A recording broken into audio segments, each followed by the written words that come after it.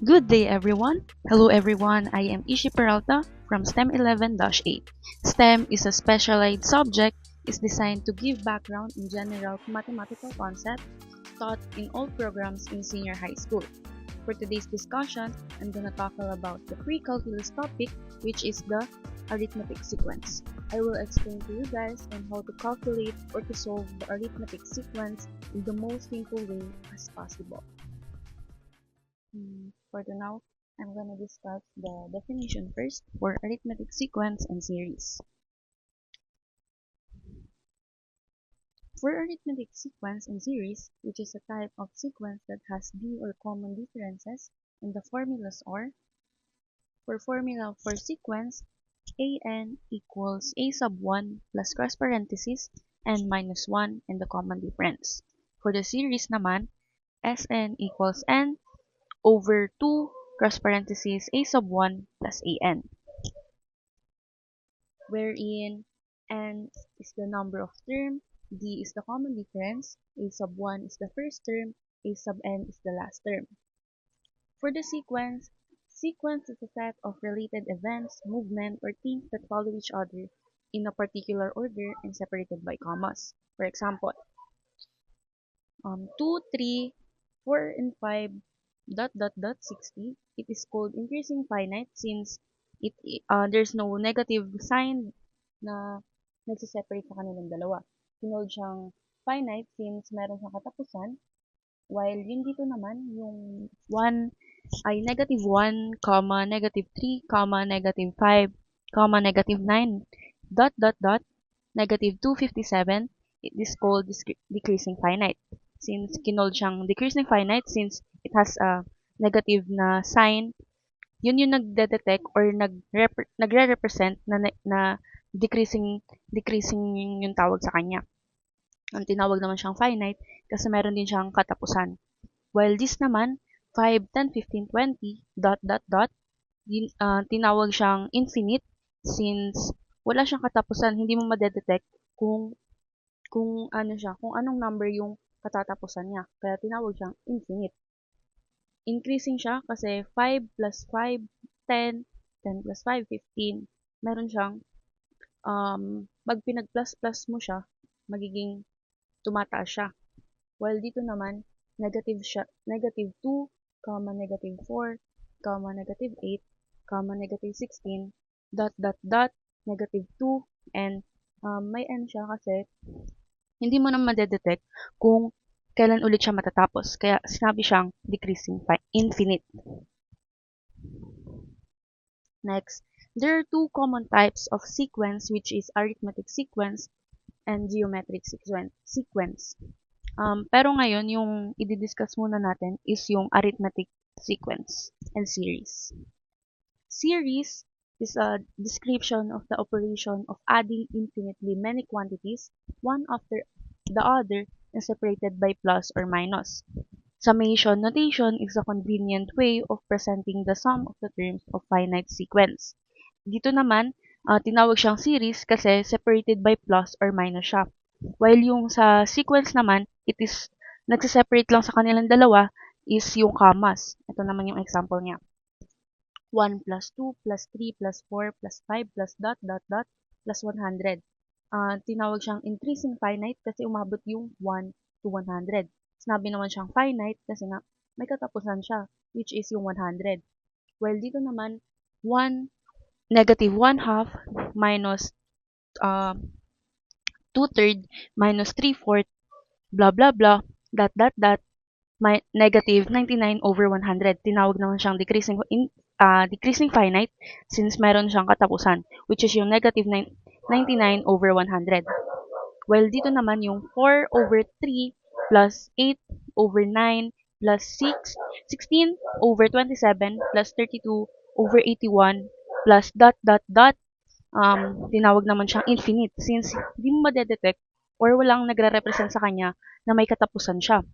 And dito naman, negative 2 plus 4 negative minus 8 plus 16, decreasing finite naman siya kasi lahat ng nasa dulong number is nagde-decrease. And may n ulit siya dito, which is hindi naman natin ulit madedetect kung or walang nagre-represent na specific number sa kanya. Kaya tinawag siyang infinite. Umano naman tayo sa examples. For the given sequence, which is 3, 5, 7, 9, find the 30th term and the sum of the first 30th of the sequence. Nahanap na natin yung given, which is yung a sub 1 equals to 3, which is yung unang number, plus yung n is the 30th term, and yung common difference naman is 2. Paano natin makukuha yung common difference? Kasi kapag inad mo yung 3 plus 2 equals, magiging 5 siya. 5 plus 2 magiging 7, 7 plus 2 magiging 9. So, ganito yung formula niya. Ito naman yung kakalabasan kapag inano na natin siya sa calculator, which is 3 plus cross parenthesis 13 minus 1 cross parenthesis 2, 2. So, ang sagot is 27. So, yung sequence natin is A13 equals 27. Para naman masolve natin yung sequence, gagawin naman natin yung formula, which is yung Sn equals n over 2 cross parenthesis a sub 1 plus a sub n. Ganito siya. Ganito ang mangyayari. Sn equals 13 over 2 cross parenthesis yung a sub 1 is yung 3 plus an. Yung an natin is ito, yung 27. Sn equals 13 over 2 3 plus 27. So, paano naman natin siya maisasolve? Siyempre, ilalagay ulit natin siya sa calculator. Ganito makikita natin sa calculator. 13 over 2 cross parenthesis 3 plus 27. Yan yung sagot. 195. Yung S13 pala. S13 equals 195. Ayun yung sagot for the sequence and sa series. Since now na-solve na natin ang example 1, which is for sequence, yung sagot niya, C13 equals 27, while yung sa series niya naman, S13 equals 195. For the next one, example 2, for the given sequence, which is 4, 8, 12, 16, find the 26th term and the sum of the first 26 of the sequence. Nabigay na ulit dito yung given, which is yung a sub 1 is 4, yung n is the 26th term, and yung d is the common difference. Paano natin nakuha yung common difference? 4 plus 4 equals 8, 8 plus 4 equals 12, 12 plus 4 equals 15. Ganito yung magiging solving. So, paano ba ulit na natin siya masasolve? Siyempre, kukunin muna natin yung formula ng sequence, which is yung an equals a sub 1 plus cross parenthesis n minus 1 and common difference. So, ganito nga. A26 equals yung a sub 1 is yung 4 plus yung n26 minus 1 times yung common difference. 4.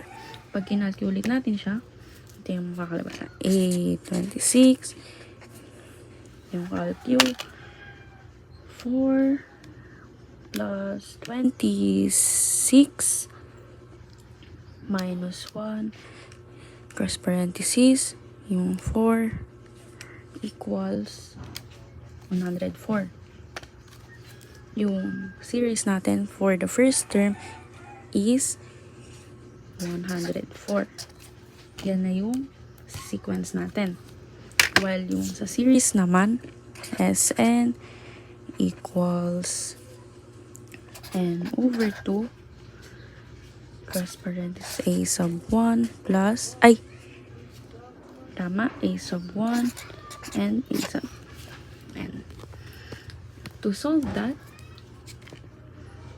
is 26 equals yung n, 26 over 2 a sub 1, which is yung 4, plus, ano ba yung a sub n natin?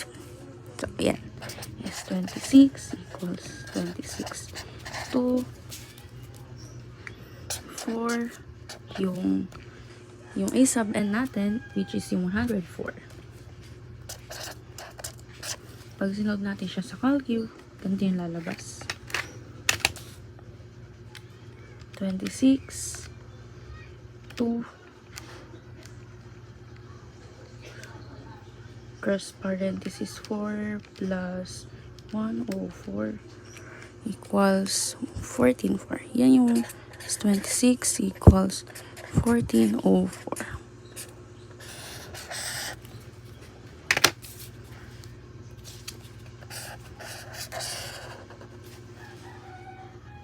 That's the formula for example 2.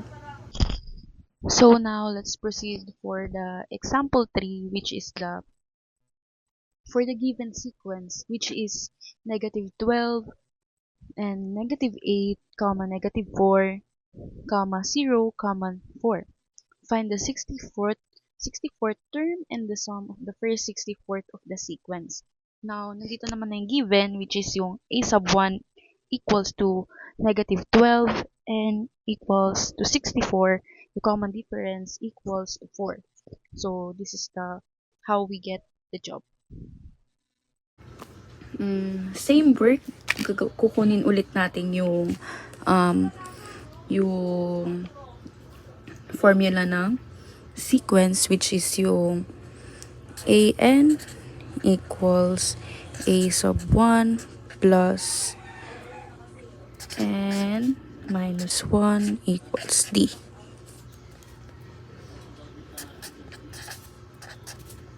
Ano ba yung a sub 1 natin? Which is yung 12, negative 12. Negative 12 plus cross parenthesis 64 minus 1, common difference, which is yung 4. Paano ulit natin makukuha yung common difference? Negative 12 minus positive 4 is equals to negative 8. While naman dito, yung negative 8 plus positive 4, magiging negative 4. Yung negative 4 plus positive 4 equals to 0. 0 plus 4 equals 4. Pag naano natin siya sa calculator, ito ang kakalabasan sa calcu. Negative 12 plus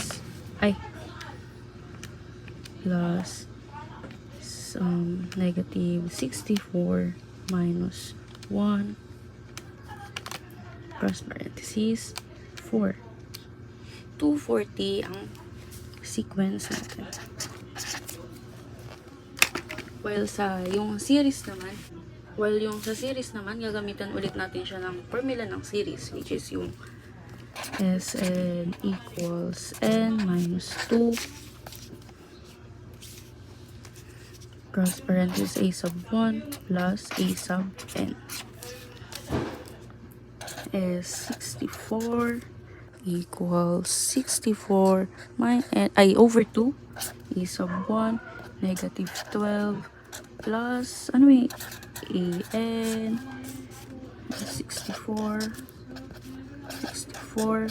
to negative 12 yung an natin, which is yung 240 plus 240 na 64 plus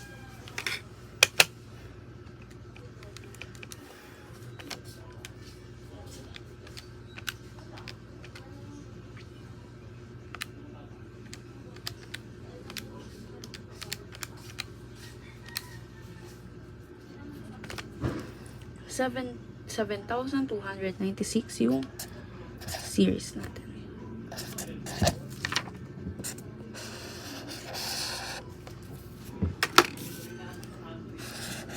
Ayan. Then, natapos na natin sagutan yung example 1, 2, 3. Let's proceed now for the example 4. What if, situational. Ganito pa rin yung gagawin natin. Yan. For example 4, in a race, a runner starts at the distance of 10 meters and increases her distance by 5 meters every minute. How far will she have traveled after 15 minutes? For now, nag-given na yung um, a sub 1, which is yung 10, yung n equals 15, yung common difference is 5. Basta tatandaan lang natin dito, yung a sub 1 ay yung laging nasa unahan na number. Yung N15, yun yung estimated na kakailanganin for the term. While yung common difference naman is 5 since nandito naman na yung given. So, let's solve it. So, ang gagawin naman natin ngayon is kukunin ulit natin yung formula ng series and sequence. First is yung sequence muna, which is yung aanid.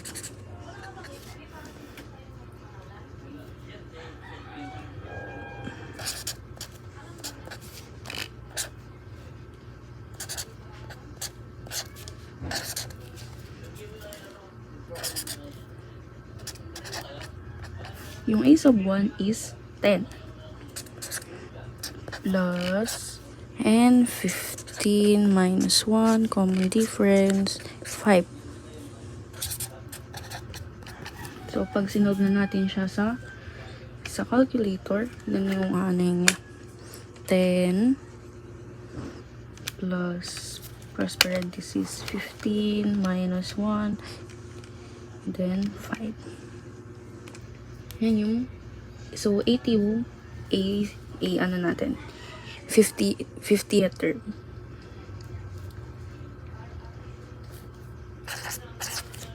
And for the series naman, Sn equals n over 2 plus parenthesis a sub 1 plus a sub n. Yung S15 is equals to n natin 15 to then yung a sub 1 which is 10 plus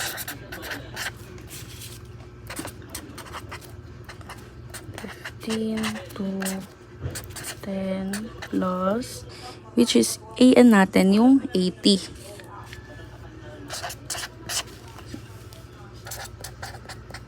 Pag na-solve na natin siya sa calcu, natin kakalabas.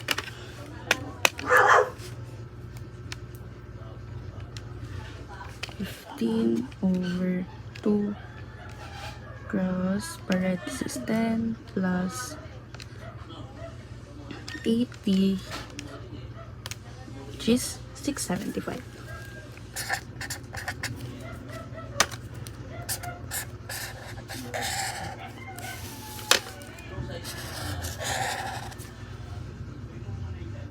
So, we've done the four examples. Now let's proceed to the last example, which is the example 5. Same situational as example 4, and this is the question. A plant starts at a height of 3 cm and grows 2 cm per week. How tall will be the plant be after 20 weeks? Given are a sub 1 is equals to 3 and is equals to 20 and the common difference is equals to 2.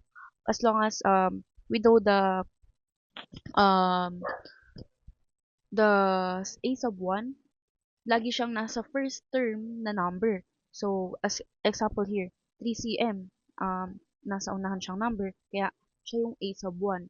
While yung n naman, siya yung estimated na um, na na na term. While yung sa common difference naman, kaya siya common difference kasi 3 cm and grows 2 cm per week. Siya yung nag nagsisimilar sa mga ah, sa given. So this is how we'll get the series and the sequence. Same na formula. Kukunin ulit natin yung formula ng ng sequence. An is equals to a sub 1 plus n minus 1 common difference. A is 20 equals a sub 1 3 plus n 20 minus 1 common difference is 2. So kapag nakuha na natin sa calculator, ganito yung kalabasan.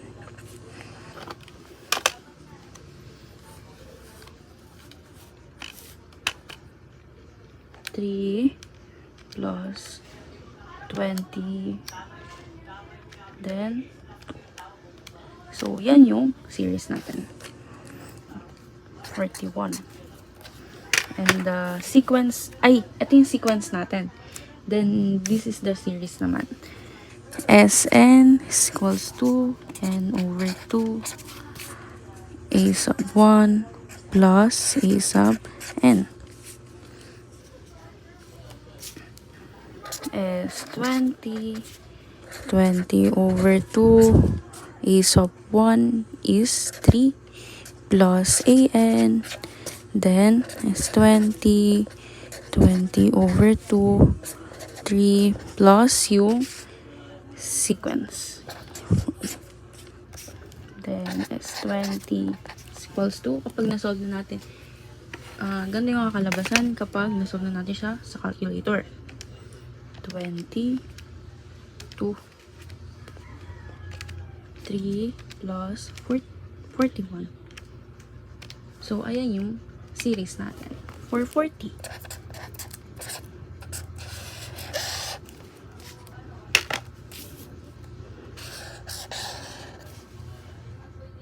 We've done the 5 examples, which is yung 3 na normal na problems, and the other 2 is situational problems. So let's proceed now for your activity examples. I let you guys pwede nyo ma-stop yung video kapag gusto nyo ma magsagot, ganun. So, for the first one, activity 1 is a school is running a fundraiser where they are selling raffle tickets. The first day they sell 20 tickets, and every day after that they sell 5 more tickets than the previous day. How many tickets will they sell on the 12th day? So now let's identify what is the given. So, paano ba natin ma-identify yung given? Given. The given is for a sub 1 is equals to 20. Kasi siya yung nasa first number sa sentence. 20. Yung n naman is 12. Sino siya yung estimated. Siya yung nagpapaano ng term. 12. Then the common difference is yung 5.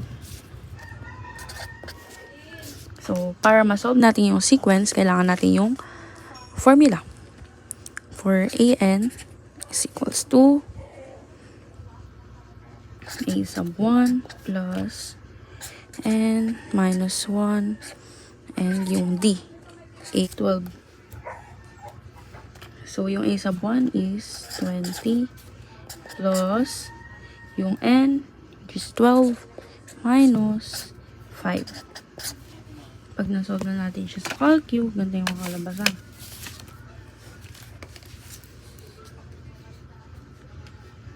$20 plus parenthesis 12 1 parenthesis 5. Yan yung sequence natin. 12 is equals to 75. And sa series naman, Sn is equals to n over 2 a sub 1 plus a sub n. Sn is equals to n 12 to a sub 1 20 is an is equals to Sn. Yung Sn guys, pwede nyo siyang palitan sa term as term.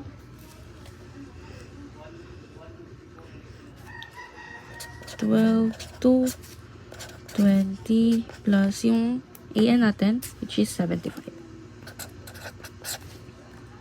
Is 12 is equals to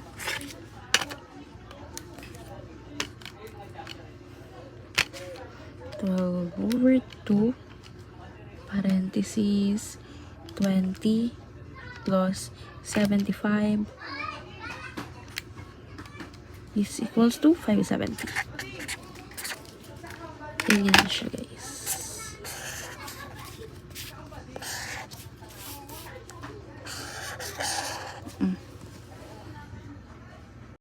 We've done answering the activity 1, and yung sagot niya is for the sequence is equals to a sub 12 is equals to 75, and yung sa series naman s sub 12 is equals to 570. Let's proceed to activity 2. In the sequence -3, 2, 7, 12, ... Find the 40th term and the sum of the first 40th of the sequence. So now let's find the given first. To find the given, ganito lang ulit gagawin natin. Given, yung a sub 1 is equal to -3. Then, n is equals to 40th. Then, yung common difference is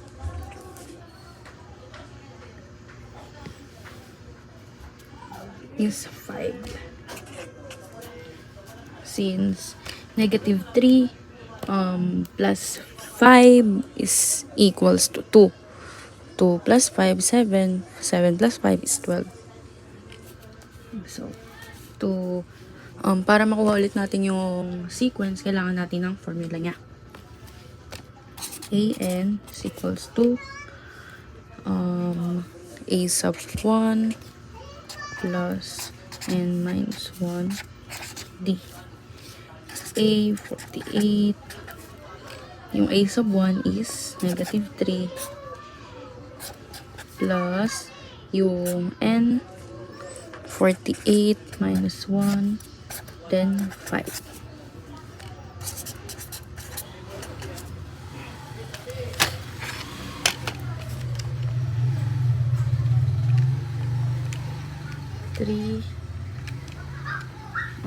Plus 48 minus 1, then 5. So, yan yung sagot. 232 for the sequence. And sa series naman, is n over 2 a sub 1 plus a sub n. 48 to a sub 1 is -3 plus an is 48 to 3 plus 232.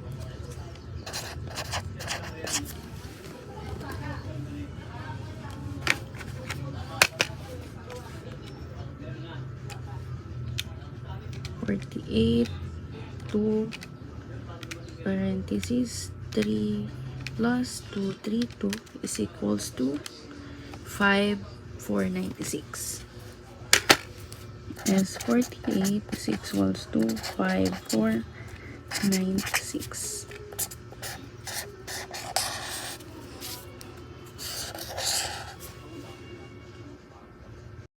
And now we're done to the first and second activity. Let's proceed now for the activity 3.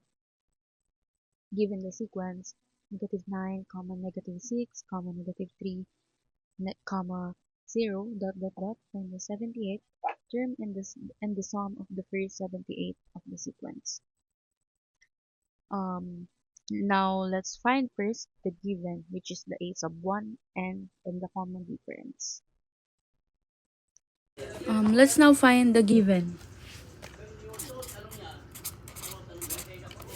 For a sub 1 is equals to -9, and for n is equals to 78. The common difference is 3.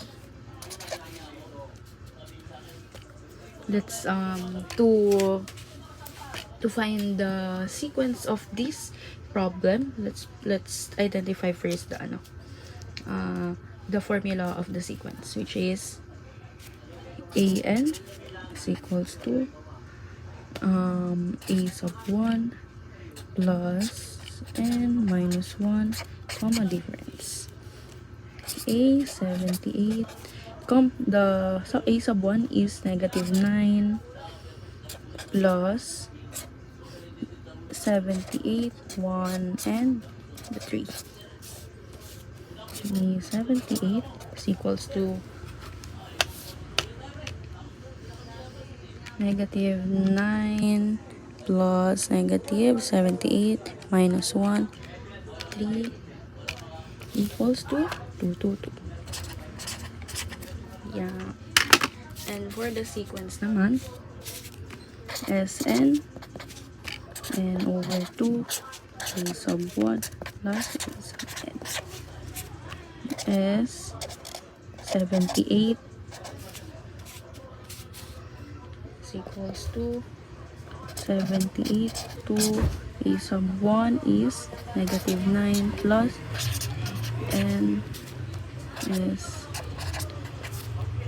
78 to -9 plus 222. This is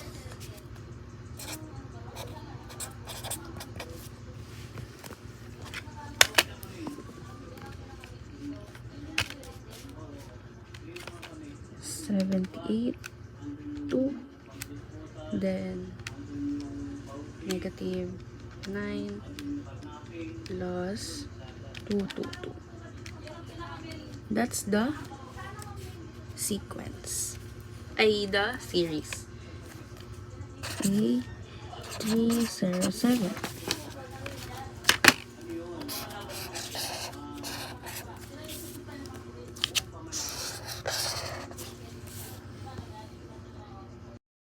So now we've done the activities for today. This is the activity 1, 2, and 3. And na-discuss ko na sa inyo kung paano gawin yung formula ng sequence and series. So, sana may natutunan kayo. And I am Ishi Peralta from STEM 11-8. And for quotations today, if people do not believe that mathematics is simple, it is only because they do not realize how complicated life is. By John von Neumann. Thanks for watching.